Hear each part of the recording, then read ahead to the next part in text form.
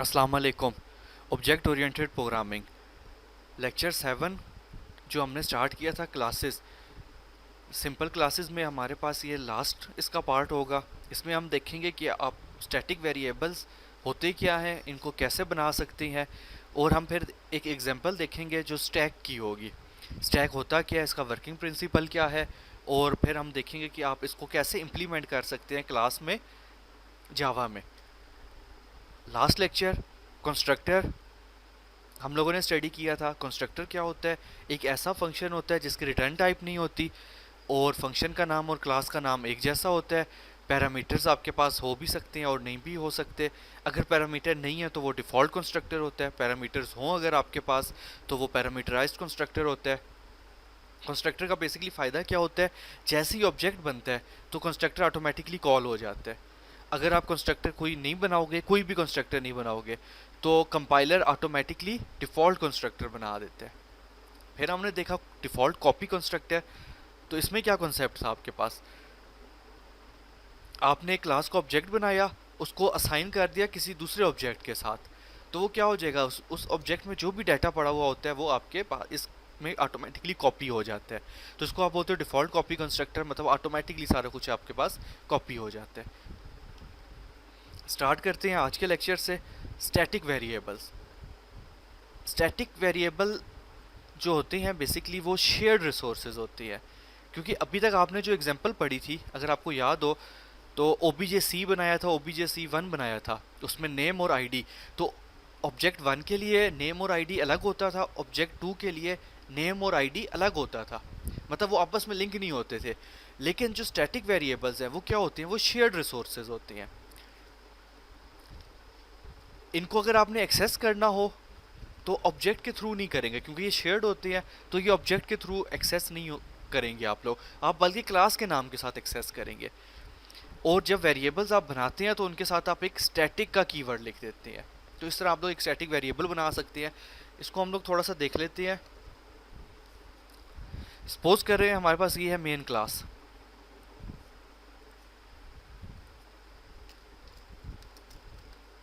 ठीक है, ये हमारे पास हो गई मेन क्लास। इसी तरह हम लोग एक और क्लास बनाते हैं, इसको मैं बोलता हूँ कि क्लास 1। अगेन कुछ भी हम इसका नाम रख सकते हैं, ठीक है।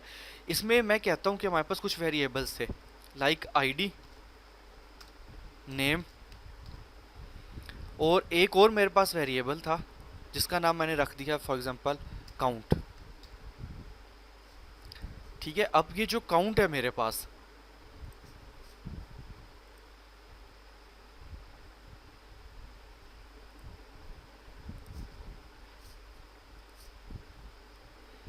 ये जो काउंट है मेरे पास, ये मेरे पास स्टैटिक वेरिएबल है।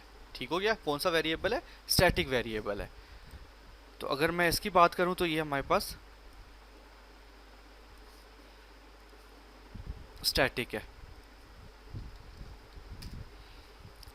अच्छा, अब होगा क्या बेसिकली, अगर मैंने इसको स्टैटिक बना दिया है ना, तो ये आपके पास हर ऑब्जेक्ट के लिए शेयर्ड हो जाएगा। ऑब्जेक्ट से मुराद क्या? मैंने यहाँ पे क्लास 1 का OBJ1 बनाया, इस क्लास का OBJ2 बनाया, तो हम लोग इसको क्या कहते थे कि ये जो OBJ1 और OBJ2 है, इसका क्या मतलब होता है आपके पास? कि OBJ1 और इसी तरह आपके पास ये OBJ2 बन गया। ठीक है, OBJ1 जो है आपके पास, ये मेमोरी में एलोकेट हुई जगह, और इसी को आईडी और नेम एलोकेट हो गया इसके लोकल वेरिएबल में। फिर यहाँ पे आपके पास दूसरा ऑब्जेक्ट बना OBJ2, ये जो हमने दूसरा ऑब्जेक्ट बनाया था, ये जो है आपके पास दूसरा ऑब्जेक्ट। ठीक है, इसमें भी क्या हो गया, आईडी और नेम ऑटोमेटिकली क्या बन गया, एक लोकल वेरिएबल बन गया। तो इनके स्कोप क्या है कि OBJ1 का अपना आईडी नेम है, OBJ2 का अपना आईडी और नाम है। जबकि काउंट की अगर मैं बात करूं, क्योंकि आपने काउंट को स्टैटिक बना दी है, तो काउंट जो है आपके पास वो बेसिकली एक ऐसे, मतलब स्टैटिक ऐसे पड़ा हुआ होगा। क्लियर होगी बात? आपके पास OBJ1 इस काउंट को एक्सेस कर सकता है और OBJ2 भी इस काउंट को एक्सेस कर सकता है, और ये मलकियत किसकी है? बेसिकली क्लास 1 की।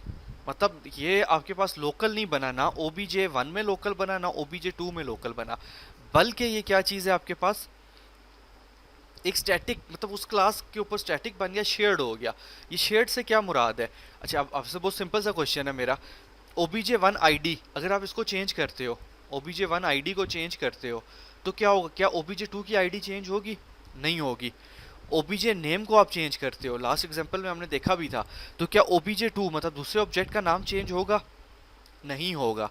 लेकिन OBJ1 ने अगर काउंट को चेंज किया, तो वो OBJ2 के लिए भी चेंज हो जाएगा, क्योंकि शेयर्ड है।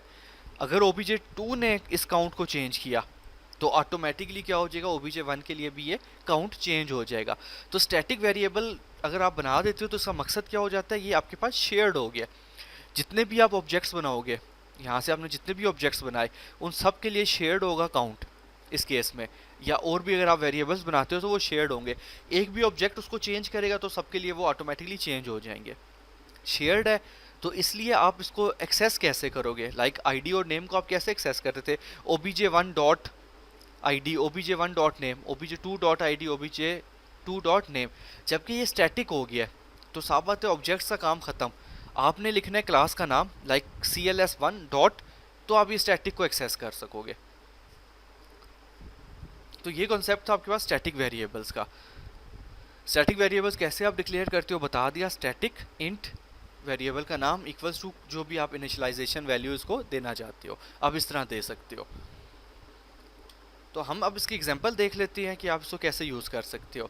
जो हम एग्जांपल देखेंगे, उस एग्जांपल में ये होगा कि हम जितने भी ऑब्जेक्ट्स क्रिएट करते हैं, तो हर ऑब्जेक्ट आपको बोलेगा कि welcome object 1, welcome object 2, welcome object 3। आपको इस तरह एक मैसेज देता जाएगा, ताकि हमें पता चल जाए स्टैटिक आपके पास किस तरह काम कर रहा होता है।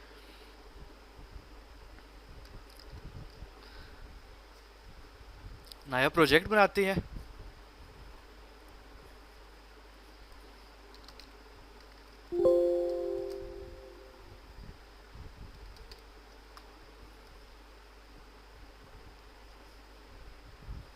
इसमें हम एक क्लास बना लेते हैं।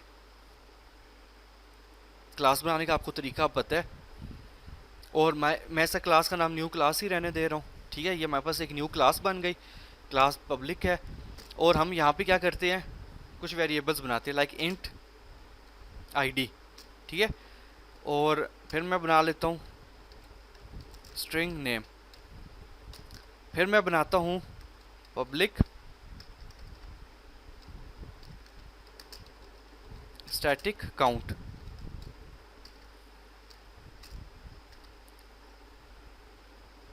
पब्लिक स्टैटिक इंट काउंट, ठीक होगी बात। फिर हम लोग अब क्या करते हैं, कंस्ट्रक्टर बना लेते हैं। मैंने एक डिफ़ॉल्ट कंस्ट्रक्टर बना लिया। इस डिफ़ॉल्ट कंस्ट्रक्टर में अब मैं क्या करता हूँ, system dot out dot print line. ठीक है, इसमें मैं बोलता हूँ ऑब्जेक्ट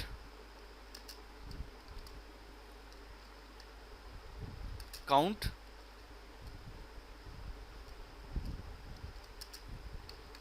क्रिएटेड। ठीक है, मैसेज मैंने शो करवा दिया। इसको बाय डिफ़ॉल्ट हम शुरू करते हैं 1 से।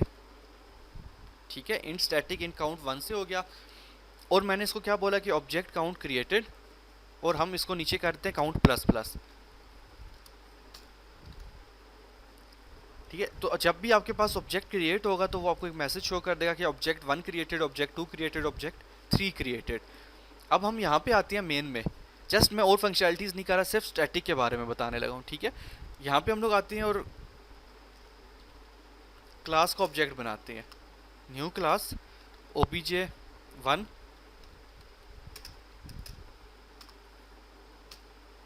एक मैंने ऑब्जेक्ट बना लिया, और मैं साथ ही 3-4 और बना लेता हूँ।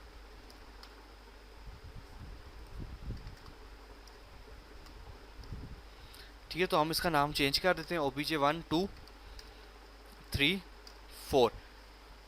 ठीक है, अब देखो जो वेरिएबल्स बनते थे, हमने पहले क्या बोला, ये जो खासतौर पे 2 वेरिएबल्स हैं, ये हर ऑब्जेक्ट के लिए अपने हैं। ठीक है, लेकिन जो आपके पास स्टैटिक है वो सबके लिए कॉमन हो जाएगा। तो मैं इसको एग्जीक्यूट कर रहा हूँ। तो अगर आप देखो तो object 1 created, object 2 created, object 3 created, object 4 created. तो अगर आप गौर करें तो आपके लिए सबके लिए कॉमन था, इसलिए वो इंक्रीमेंट होता रहा और स्टोर रहा। जबकि obj1 डॉट अगर मैं करूं तो आईडी करूंगा तो वो इसके लिए लोकल आईडी होगी, नेम इसके लिए अपना होगा, ना कि इन सब के लिए कॉमन होगा। ऑब्जेक्ट 1 के अपने वेरिएबल्स होंगे, ऑब्जेक्ट 2 के अपने होंगे, ऑब्जेक्ट 3 के अपने होंगे, स्टैटिक को छोड़ के। तो स्टैटिक बेसिकली क्या हो जाता है, सबके लिए कॉमन हो जाता है। तो इसकी एक एग्जांपल ये है आपके पास कि आप क्या कर सकते हैं कि इस तरह कोई आपने नंबरिंग चलानी है, सीरियल नंबर चलाना है, तो आप वो चला सकते हैं। और बहुत सारे इसके और भी काम है जो हम वक्त के साथ साथ देखते रहेंगे। एक एग्जांपल हम लोग कोट करते हैं क्लासेस से related, stack as an abstract data type. Abstract data type basically होती है जैसे इंटीजर आपकी नहीं है, एक डाटा टाइप है, इस तरह कुछ एब्स्ट्रैक्ट डाटा टाइप्स होती हैं। स्टैक है, क्यू है, ग्राफ्स है, ट्रीज हैं, और इनके सबके अपने अपने काम होते हैं। तो उसमें से अभी हम फिलहाल देखते हैं स्टैक, कि स्टैक क्या होता है, इसका वर्किंग प्रिंसिपल क्या है। तो स्टैक का जो वर्किंग प्रिंसिपल है वो ये है, आपके पास एक एरे है, उसमें आपने जो लास्ट एलिमेंट ऐड किया है वो सबसे पहले रिमूव हुआ करेगा। मतलब आप डाटा डाल ही जा रहे हैं और आपके पास जो लास्ट एलिमेंट है वो आपके पास। इसकी एग्जांपल मैं आपको सिंपल सी देता हूँ। आप जो है ना बुक्स रखते जा रहे हैं, मतलब बुक 1 रखी, उसके ऊपर बुक 2, उसके ऊपर बुक 3, उसके ऊपर बुक 4, ठीक है, इस तरह बहुत सारी बुक्स आपने रख दी। अब आप मुझे ये बताएं कि ईजिएस्ट वे क्या है बुक को पिक करने का, कि आपके पास जो सबसे टॉप पे बुक पड़ी है, मतलब जो आपने लास्ट पे बुक रखी थी, आप उसको पिक कर लो, ठीक है ना। उसको हटाओ, फिर दूसरी हटाओ, फिर उससे बाद हटाओ, ठीक है, जहां तक आपने जाना है आप इस तरह 1 बाय 1 हटाते जाओ ऊपर से बुक्स, फिर आप निकालो। ना कि आप बीच में से उसको खींचना चाहो, बीच में से आप निकालोगे तो क्या प्रॉब्लम आ सकती है कि ऊपर वाली सारी बुक्स नीचे गिर जाए, ठीक है। तो स्टैक बेसिकली बिल्कुल ये चीज़ होती है कि आपके पास डाटा स्टोर होता रहता है, और जो लास्ट डाटा स्टोर होता है आप उसी को पहले निकालते हो, और फिर जो लास्ट रह जाता है उसको रिमूव करते हो। इस तरह आप काम कर रहे होते हो, ठीक है। इसके 3 मेन फंक्शंस होते हैं। पहला है पुश। पुश का फंक्शन बेसिकली क्या करेगा, insert values in a stack, मतलब स्टैक के अंदर वैल्यू को पुश किया करेगा। पॉप क्या किया करेगा, जो सबसे टॉप पे वैल्यू पड़ी थी उसको रिमूव कर दिया करेगा, रिटर्न करेगा और रिमूव करेगा। पीक का फंक्शन क्या करेगा, जो सबसे लास्ट पे वैल्यू पड़ी है जिसने पॉप होना होता है उसको सिर्फ और सिर्फ रिटर्न करेगा, रिमूव नहीं करेगा। इसको हम देख लेते हैं कि स्टैक आप कैसे इंप्लीमेंट कर सकते हो यूजिंग एरेस। हम लोग फिलहाल एरेस के थ्रू स्टैक को इंप्लीमेंट करेंगे। एरेस प्लस क्लास आपकी होगी, तो हम लोग एक देख लेते हैं कि आप स्टैक की क्लास किस तरह बना सकते हैं। तो हम यहाँ पे एक क्लास बनाते हैं स्टैक। तो आपने ऑब्जेक्ट प्रोजेक्ट में आना है, न्यू में आना है, जावा क्लास, और इस क्लास का नाम हम दे देते हैं स्टैक, बल्कि हम इसका नाम देते हैं माई स्टैक क्लास। ये आपके पास माई स्टैक क्लास बन गई है। अब आपको मैंने क्या बताया, एक तो आपको रिक्वायर्ड है इसमें एरेस, ठीक है, क्योंकि आपके पास डाटा एरे में स्टोर होगा। तो हम कर लेते हैं इंट, एक हम एरे बना लेते हैं। मैक्सिमम इसमें आपके पास डाटा कितना आ सकता है, 10 आ सकता है। तो ये तो आपके पास एरे बन गया, इंट टाइप का एरे बना। एरे का हम टॉपिक कर चुके हैं, ठीक है, उसमें 10 एलिमेंट स्टोर होंगे। पहला काम ये हो गया। एक वेरिएबल बनाता हूँ इंट आई इक्वल्स टू -1। ये बेसिकली आई जो है वो इंडेक्स के लिए होगा कि कहाँ पे आपके पास इंडेक्स इस टाइम पे खड़ा हुआ है, ठीक है, कहाँ पे डाटा स्टोर होना चाहिए। इसके बाद हम लोग क्या करेंगे, हमें 3 फंक्शंस रिक्वायर्ड हैं, तो फंक्शन 1 बाय 1 बनाते हैं। पहला आपके पास क्या है, पब्लिक वॉइड पुश, ठीक है, और इंट एन, जो भी नंबर हम इंसर्ट करना चाहते हैं। अब मेरी बात समझना, आपके पास पुश का फंक्शन जब कॉल होगा तो स्टैक में आपने डाटा स्टोर करना है। तो स्टैक में डाटा स्टोर करने से पहले सबसे पहले आप क्या करोगे, आई प्लस प्लस।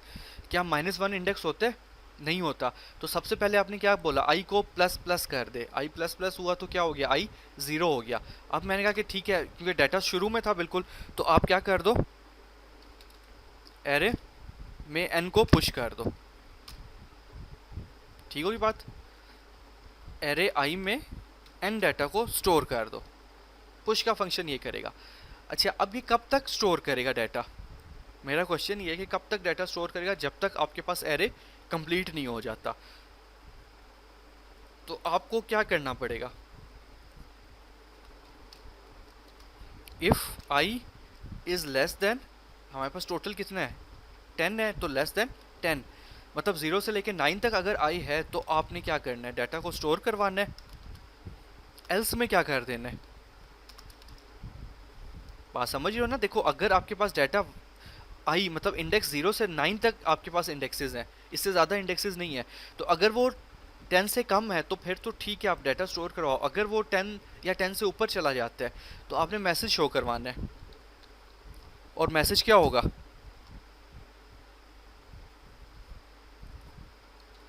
मैसेज होगा स्टैक इज फुल।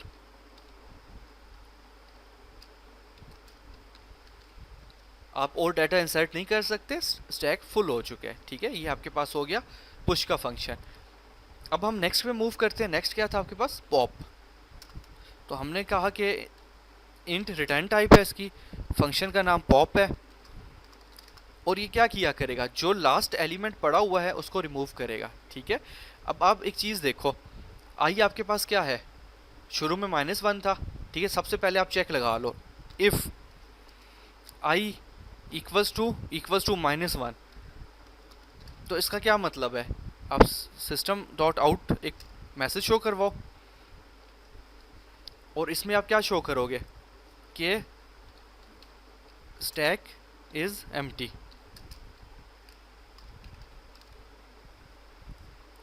बात क्लियर हो गई। -1 कब होगा, जब आपने कोई भी एलिमेंट इंसर्ट नहीं किया हुआ, तो आपने बोल दिया स्टैक इज एम्प्टी। एल्स में आप क्या करोगे, एल्स में आपने वो डाटा रिटर्न कर देना है, इंटीजर है, ठीक होगी बात। तो डाटा रिटर्न करना है तो उससे पहले हम लोग क्या कर लेते हैं, एक वेरिएबल बना लेते हैं, इंट इक्वल्स टू 0 बोल देता हूं मैं।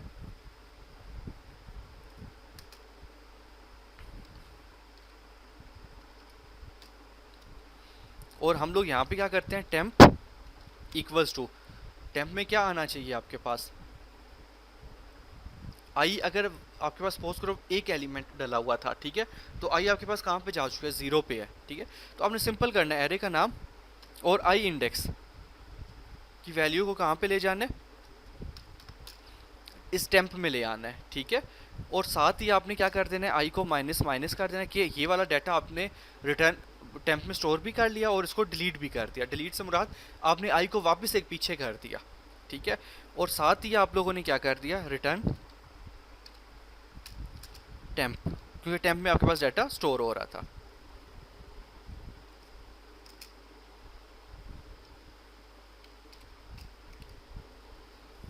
यहाँ तक बात समझ आ गई। ये आपके पास दो हो गए आपके पास फंक्शंस, मेथड्स। एक और आपके पास मेथड है, वो क्या आपके पास, पीक का। तो पीक इससे मिलता जुलता है, वो हम देख लेते हैं। कंट्रोल कॉपी कर रहा हूँ मैं, इसका नाम मैंने रखा पीक, ठीक है।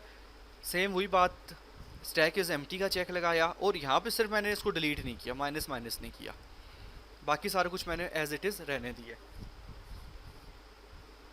ये 3 फंक्शंस आपके पास बन गए। अब ये काम कैसे कर रहे हैं इसको हम देख लेते हैं। अब देखो हम लोगों ने क्या बोला, हमने कहा कि हमारे पास जो है एक एरे है, ठीक है। उस एरे में कितने एलिमेंट्स हैं, 10 एलिमेंट्स हैं। तो यहाँ पे मैं कुछ एलिमेंट्स बना रहा हूँ, ठीक है। ये हमारे पास सपोज करो कि 10 एलिमेंट्स हैं। इंडेक्सेस की अगर मैं बात करूँ तो अगर ये इंडेक्स आपका 0 होगा, ठीक है, ये आपके पास 1 होगा, ये 2 होगा, और अप टू कहाँ तक चलेंगे, 8 होगा और 9। ऐसी बात है ना, आपके पास एरे है इंडेक्स 0 से लेके 9 तक, ये आपके पास इंडेक्सेस बन गए एरे के। अब हो क्या रहा है, बेसिकली आई जो है आपके पास एक वेरिएबल हमने बनाया आई के नाम से, ठीक है। शुरू में उसको रख दिया -1। तो इसका क्या मतलब है कि ये आपके पास इस लोकेशन पे लोकेट कर रहा है, मतलब कोई ऐसी लोकेशन है ही नहीं, आई इक्वल्स टू -1। अगर आपको याद हो, पुश में मैं क्या कर रहा हूँ, जो भी एलिमेंट मुझे मिलता है मैं उसको आई को सबसे पहले प्लस प्लस करता हूँ। तो सबसे पहले मैंने आई को क्या किया, प्लस प्लस। तो आई कहाँ पे मूव कर गया, 0 इंडेक्स पे, ठीक है ना। प्लस प्लस किया तो आपके पास आई 0 इंडेक्स पे आ गया। आगे मूव करते हैं। इसके बाद क्या होता है, कंडीशन लगाई, कंडीशन बेसिकली क्या लगाई, आई इज़ लेस देन 10, मतलब आई आपके पास ज़ीरो है तो लेस देन 10 है तो ओके ठीक है। क्या करना है आप लोगों ने, एरे आई, मतलब एरे आई के लोकेशन पे n को स्टोर कर देना है। एरे आई आपके पास 0 इंडेक्स पे है, इसमें आपने सपोज करें 10 स्टोर करवा दिया, वो 10 इधर स्टोर हो गया। बात क्लियर है? आगे चलते हैं। आपने दोबारा पुश का फंक्शन कॉल किया, ठीक है। दोबारा जब पुश का फंक्शन कॉल किया, सबसे पहला काम ये क्या करता है, यहाँ से मूव करेगा नेक्स्ट इंडेक्स की तरफ, आई प्लस प्लस होगा, ये लिखा हुआ है सबसे पहले आई प्लस प्लस होता है। फिर आई को चेक किया गया, लेस देन 10 है जी, लेस देन 10 है, यहाँ पे आया हुआ है, ठीक है। यहाँ से बेसिकली डिलीट हो गया, और आपने क्या किया, जो न्यू डाटा आपको मिला वो आपने यहाँ पे स्टोर कर दिया। फॉर एग्जांपल 5 था, 5 आपने यहाँ पे स्टोर कर दिया। तो ये पुश का फंक्शन ऐसे काम करता रहेगा। अब हम लोग अगर बात करें पॉप की, तो पॉप में बेसिकली क्या हो रहा है, ये आपके पास पॉप का फंक्शन है। सबसे पहले वो क्या करता है, आई को चेक करता है, -1 तो नहीं है, तो आई -1 तो नहीं है, नहीं है, 1 पे है तो ओके है। आगे मूव करेगा एल्स में, एरे आई, आई आपके पास क्या था इस टाइम पे, 1 इंडेक्स पे जो भी डाटा पड़ा हुआ है 5 है, तो वो किस में स्टोर कर देगा, यहाँ पे एक टेम्प वेरिएबल है, टेम्प में क्या स्टोर हो जाएगा, इस केस में 5 स्टोर हो जाएगा जो भी डाटा पड़ा हुआ है। ये कैसे आपको पता चला, यहाँ पे ये देखो, एरे 1 पे जो भी डाटा पड़ा है वो टेम्प में स्टोर हो जाएगा। और साथ ही आपने क्या कह दिया, आई माइनस माइनस, मतलब आई को आप वापस एक पीछे ले गए, 0 इंडेक्स पे ले गए, तो आई अब आपके पास यहाँ पे आ गया, ठीक है। इसी तरह आप दोबारा जब पॉप करेंगे तो आई क्या हो जाएगा, वापस -1 पे आ जाएगा, वो डाटा आपके पास टेम्प के जरिए बाहर आपके पास आउटपुट हो जाएगी। तो इस तरह आपके पास ये काम कर रहा होता है पुश एंड पॉप। पीक क्या करेगा, अगर आप पीक में देखें सारा कुछ वही पॉप वाला काम हो रहा है, सिर्फ आई माइनस नहीं होता। तो आई माइनस नहीं होगा तो उसके लास्ट जो भी आइटम पड़ा हुआ है, यहाँ पे जो भी आइटम पड़ा है वो आपको रिटर्न हो जाएगा, ठीक है। लेकिन आई माइनस नहीं होगा तो आपके पास लोकेशन वही रहेगी। तो ये आपके पास कॉन्सेप्ट होता है स्टैक का, जिसमें पुश पॉप और ये सारा कुछ आता है। तो हम लोग एक दफ़ा इसको एग्जीक्यूट करके देख लेते हैं। मेन क्लास में आते हैं, ये आपके पास मेन क्लास है, इधर हम माई स्टैक नाम था, क्लास का ऑब्जेक्ट बनाते हैं, माई स्टैक इक्वल्स टू न्यू,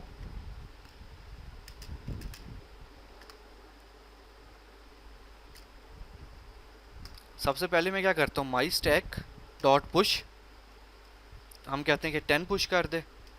फिर मैं कहता हूँ माई स्टैक डॉट पुश, और हम इसमें करवा लेते हैं 5, डिफरेंट आप पुश करवा सकते हैं। फिर हम लोग क्या कर सकते हैं, int temp equals to my stack dot pop, ठीक है। और साथ ही मैं करवाता हूँ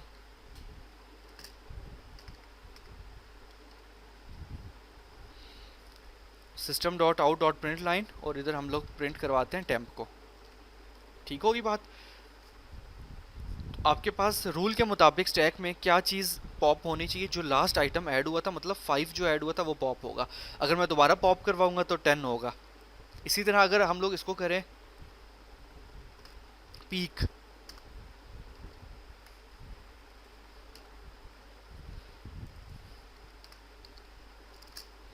तो पीक बेसिकली क्या करेगा, आपको जस्ट वो वही वाली वैल्यू दिखाएगा, और आपका जो 10 इस टाइम पे पड़ा होगा, और 10 आपके पास सेव भी रहेगा। देखो ये आपके पास पहले 5 आया पॉप की वजह से, और पीक की वजह से 10 आया।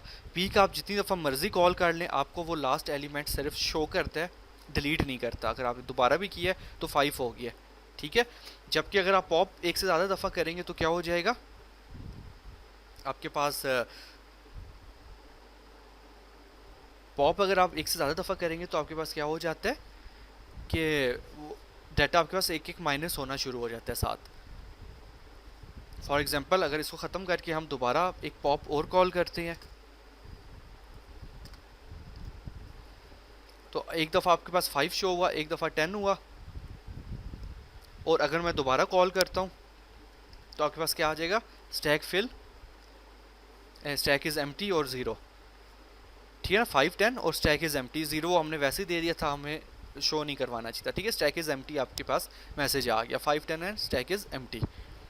तो ये आपके पास एक कॉन्सेप्ट हो जाता है जिसको आप बोलती हैं स्टैक की क्लास। तो हमने आज स्टैक की क्लास बनाई और फिर हमने इसको मेन के अंदर कॉल भी किया।